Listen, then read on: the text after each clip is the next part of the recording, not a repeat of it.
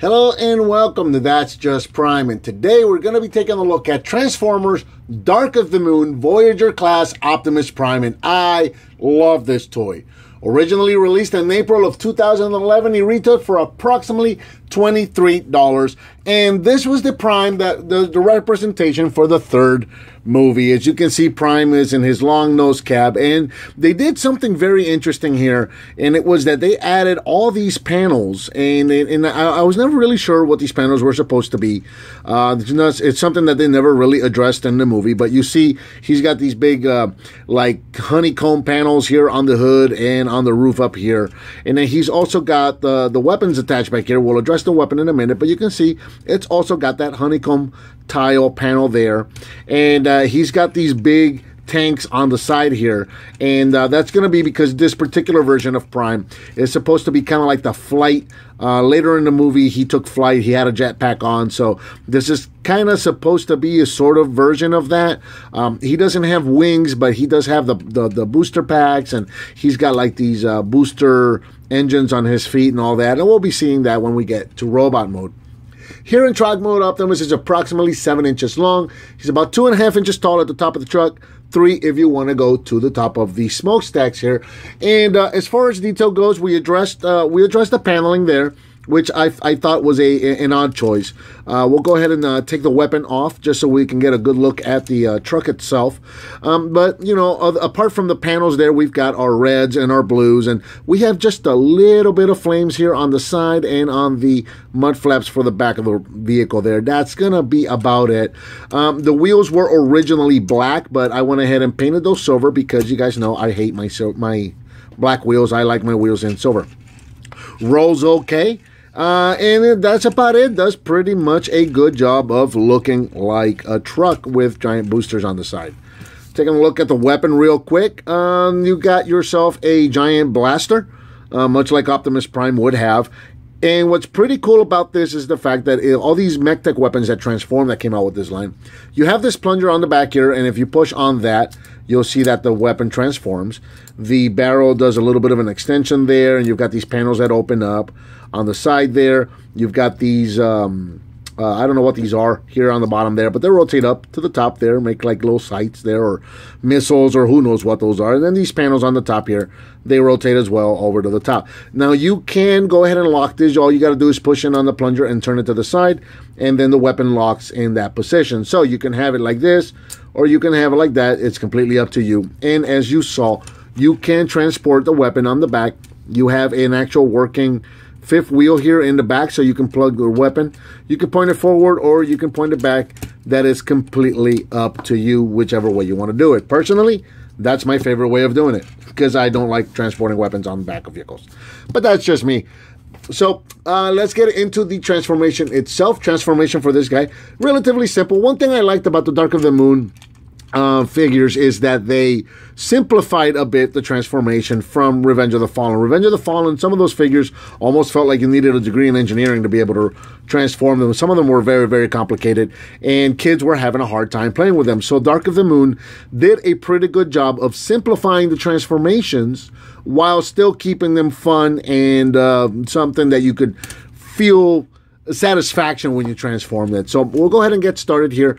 We're going to start with the side tanks here. These are just pegged into the side. There's a little tab right there and a slot on the side. So just go ahead and unpeg the tanks and just move them off to the side for now. Go ahead and take the roof of the truck and pull straight up on that. And that is going to release the whole back of the truck. You can go ahead and rotate this all the way down on these hinges. These hinges are going to be the hips of the robot. Take the whole back of the truck here and split it in half, just like so. And it was pegged in right here and right there. And you can take the smokestacks here and just point them straight forward, just like so. Take the feet you're going to see down here at the bottom. These are going to be the feet of the robot. You can go ahead and turn this thing all the way down. And once you get them facing forward, you're going to continue rotating the actual wheel wells. The feet are going to stay in place, but the wheel wells are going to rotate. And they're going to be up at an angle just like so. And then you're going to see that there's a split right here. These wheel wells are going to rotate down. You're going to see there's a little peg right there, and there's a little port right there on the bottom. So go ahead and turn these guys all the way around and peg that into place. That's going to be the bottom of your foot.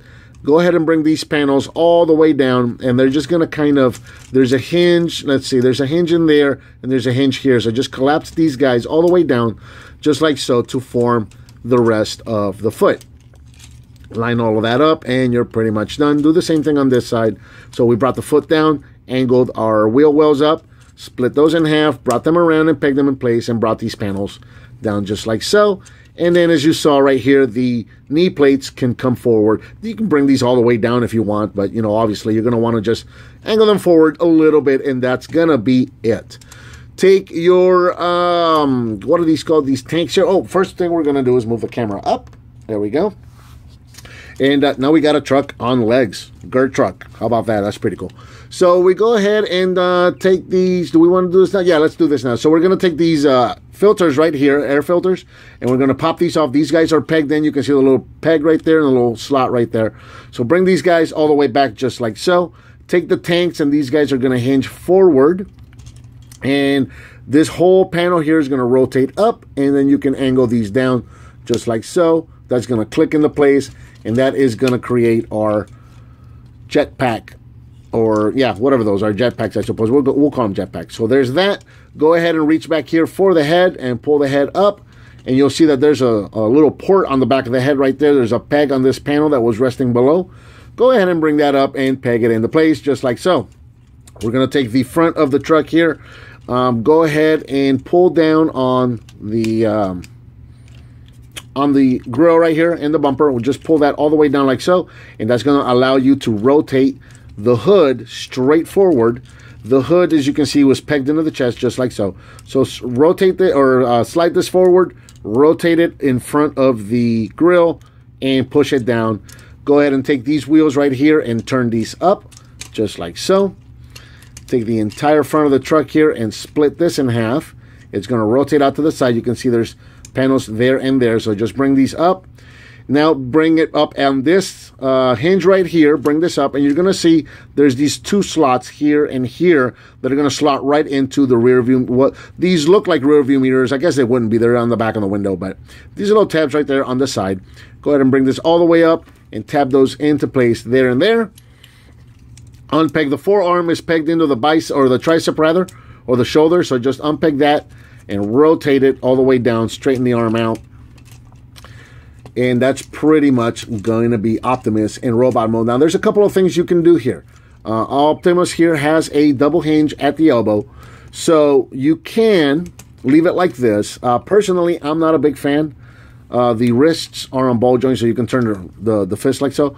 And you can have Optimus like this with the elbows pointing straight forward. You can see there's an ball joint up here and then another hinge down here. So he's got a double jointed elbow. And this would be a proper orientation for the elbow right there. However, you've got these wheel wells right here on the sides, and I just find those absolutely ugly. So what I like to do is I like to turn the arm. And I know this kind of gives him the gorilla arms, but I'll go ahead and turn the fist this way. And that just kind of hides the wheel back behind the arm. And to me, personally, that looks better. But you can do it either way. It's completely up to you. For the purpose of the review, I'm going to go ahead and just turn them both this way, since I think he looks better that way. And there you go. There's Optimus in robot mode. And I think he looks pretty cool. Optimus here in robot mode is approximately 7 inches tall. We'll bring him in close so we can get a look at the face. And I think they did a pretty good job of the face. Again, it's your movie Prime, your movie mold, your movie looking Optimus Prime. Not the best Optimus Prime face you've ever seen, but it's a good, serviceable looking Optimus Prime. It's supposed to be, you got the clear plastic on the back here, so it's supposed to be light pipe, and you can see just barely a little bit of light piping going in through there, but it's very dark. It doesn't really work that well. Still, I like the head sculpt on it. I think this is a good looking Prime. He does a good job of looking like Prime in the movie. He's got the new grill that the new grill they had for the third movie, with kind of like those ribs or those abs or whatever. And you've got your reds and your blues and everything else. That's a relatively good job of looking like Prime, I think. And you've gone around the back. You've got your jetpacks here, and then if you look at the bottom of the feet, you got these rocket boosters down here as well. So this is supposed to be, again, this is supposed to be like your flight prime minus the wings right there. As far as articulation goes, you got a rotation. You have a ball joint at the head, so you can rotate, you can tilt. It is a little bit hindered because of the actual mold of the head, but you can give them a little up and down and whatnot.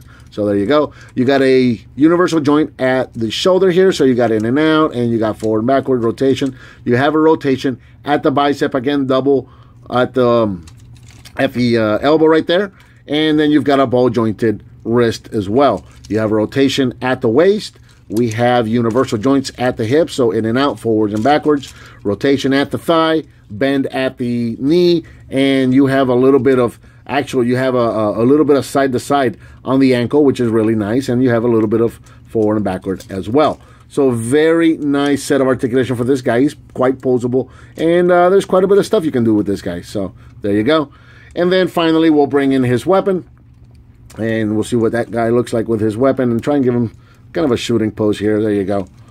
Kind of give him an action pose here. Come on, Optimus. Work with me. Want to give you an action pose and make you look cool. Come on. So there you go. And, I like to bring these forward some. And there you go. There's Optimus Prime with his rifle. And again, you can push on the plunger in the back and transform that rifle just like so. And if you want to push it in and turn it to lock it, and there you go. So, yeah. I think it's a fun figure. I like this figure.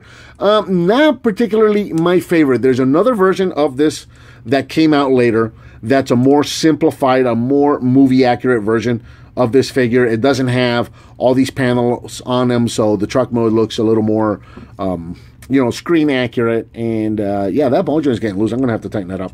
But, yeah, he's the truck mode's a little more screen accurate because he's got a proper paint job on him and he doesn't have the panels. And then for the robot mode, he doesn't have the big giant tanks and he's got smaller feet. So there's another version of this that came out that also included a trailer. I like that one a little better, but this one came out first, and it was a very cool transition, a completely new engineering, a new transformation, and it was a lot of fun to see how they came up with a completely new transformation for this Prime. I think it's a very, very fun figure. I like it a lot. And I think that about covers Transformers Dark of the Moon Voyager Optimus Prime. What did you think of this figure, and what would you like to see me review next? Let me know by leaving me a comment, give me some thumbs up, subscribe and share with your friends if you like what you see, and I'll talk to you next time on That's Just Prime.